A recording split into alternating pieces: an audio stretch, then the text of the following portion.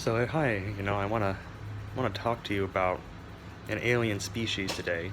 This is going into sci-fi a little, but we can all learn from all life forms and all forms of consciousness, I figure, maybe more than that. So this is like, these guys are called the Hectoids, and I don't know if they're somewhere out there. I don't know if they're in our galaxy. I don't know if they're in another dimension. I don't know. I don't know.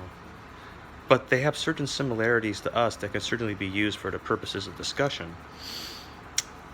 So anyway, the Hectoids, they're more or less like us in many ways, certainly if not literally and figuratively. And, they try their best, they struggle along just like all the rest of us. And, well, one day they just got it into their heads, as it were,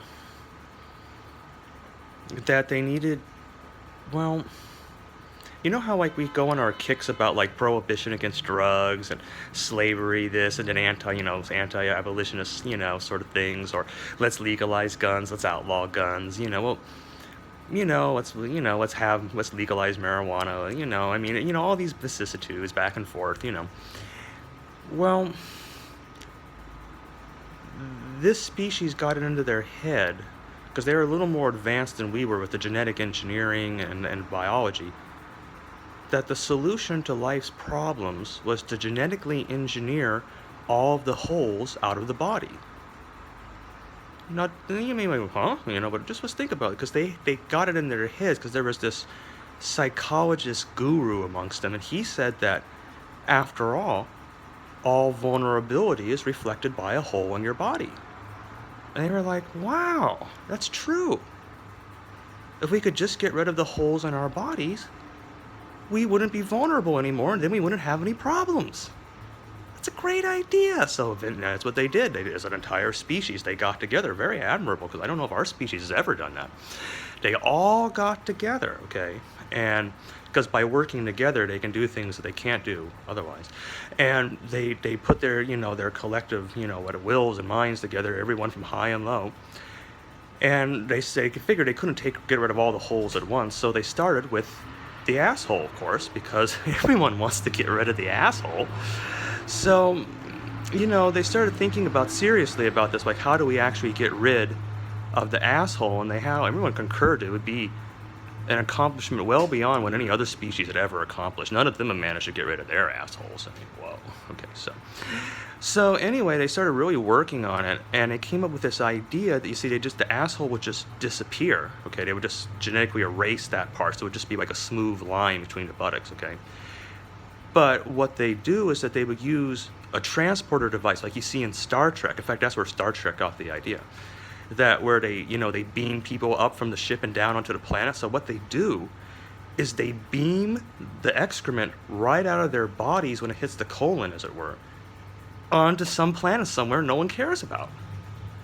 So now they don't have to deal with their excrement. They don't have to have that messy unpleasantness. They can do something else when they read the paper in the morning.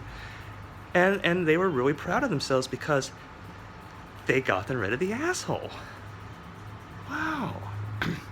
I hope someday maybe I don't know. Well, I kind of like my asshole, but I'm probably in the minority. Anyway, so that wasn't where they didn't stop there. The next stop was to get rid of the next most irritating orifice, the most troublesome orifice, the mouth. God, how much trouble do our mouths get us into anyway? I should know. So, what they decided to do is at first, of course, they just erase the whole thing. But then they couldn't figure out how are we going to talk to each other. So then they got this idea of like doing the sub-vocalization thing. They put these little mics in the larynx right here. And then they sub-vocalize it. And it goes on Wi-Fi and 4G over to everyone else's heads. Just have a little receiver and then they hear it. So they don't have to talk to each other anymore. And then there was the trouble, like, how are we going to eat? Well, that's where they got into their first little hiccup here, because some wanted just to to beam the whole food right into the mouth and then chew it without any, like, energize. And that's how they were going to do it. They were going to energize it, beam the food right in, chew it, swallow. But then there are these other people, and what they wanted to do was they actually wanted to beam the food right into their stomachs in an already pre-chewed, goop, okay? So that we pre-chewed, had extra saliva added, and didn't just be beamed right into the stomach for digestion, okay? So this caused such a cataclysm between the people, just it divided them into such opposing forces. It was like the Shiites and the Sunni Muslims, okay? It's like they had a holy war. They spent 100 years fighting, battling, having rhetoric, just fighting, killing, whole brother fighting brother and everything over this, whether, we should just, whether we should masticate. There were the masticators and there were the digesters. And finally they worked that out somehow. I don't know what they did. I think they either agreed to just live together, or I don't know if they had some final solution or something. But anyway, so that's how they took care of the mouth. That was really tough with them. So, now, today, they're tackling the biggest one of all, the pussy. And they're still working on that. Because apparently, get this, a lot of the women, or the female, as it were, of their species, are really attached to their pussies, and they're inhibiting the progress of the whole species. I mean, they were right on board when it was getting rid of the asshole. They were going, yes, get rid of the asshole, and getting rid of the mouth. Yes, we don't want to gain weight. But now they're dragging their feet about their pussies. What cads, man?